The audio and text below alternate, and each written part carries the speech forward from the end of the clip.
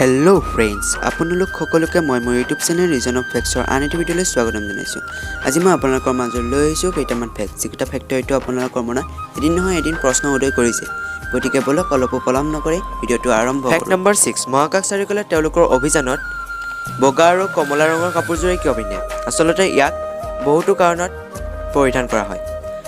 বগা কাপোৰযোৰ ইমানেই শক্তিশালী যে সূৰ্যৰ প্ৰচণ্ড তাপ তাত পৰি অতি সোনকালে প্ৰতিফলিত হয়। ইয়াক অত্যাধুনিক প্ৰযুক্তি ব্যৱহাৰ কৰি নিৰ্মাণ কৰা হৈছে আৰু এই কাপোৰযোৰ মহাকাশৰ ক'লা বাতাৱৰণত অতি সহজে দেখা পোৱা যায়। ইয়াক এক্সট্ৰা ভেহিকুলাৰ এক্টিভিটি চমুকৈ EVA বুলি জনা যায়।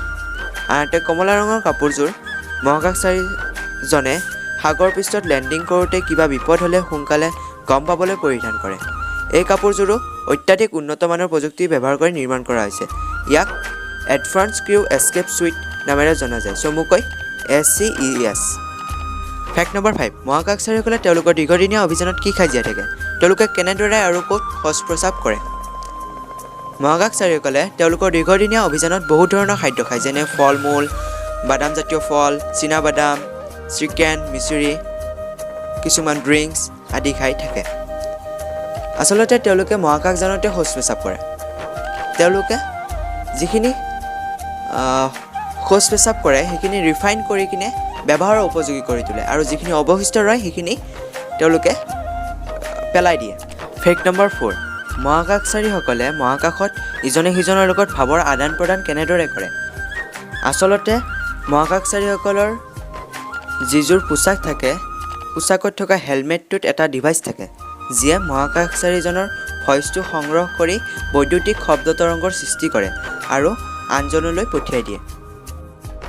ফেক্ট নম্বৰ 3, চন্দ্ৰৰ আকৃতি প্ৰতিদিনে কিয় সলনি হয়? আচলতে চন্দ্ৰৰ নিজা পোহৰ নাই। সূৰ্যৰ পোহৰ চন্দ্ৰত প্ৰতিফলিত হৈ আমাৰ চকুত পৰিলে আমি চন্দ্ৰটো দেখা পাওঁ। গতিকে চন্দ্ৰৰ যিটো অংশৰ পৰা সূৰ্যৰ পোহৰ আমাৰ ফাললৈ প্ৰতিফলিত হয় সেই অংশটোকে আমি দেখা পাওঁ। ফেক্ট নম্বৰ 2, চন্দ্ৰত জীৱ বৰ্তি থকাটো সম্ভৱনে? চন্দ্ৰত জীৱ বৰ্তি থকাটো সম্ভৱ নহয়, কিয়নো চন্দ্ৰত পানী আৰু বায়ু নাই। ফেক্ট নম্বৰ 1, যদি চন্দ্ৰটো নোহোৱা হৈ যায় তেতিয়া কি হ'ব?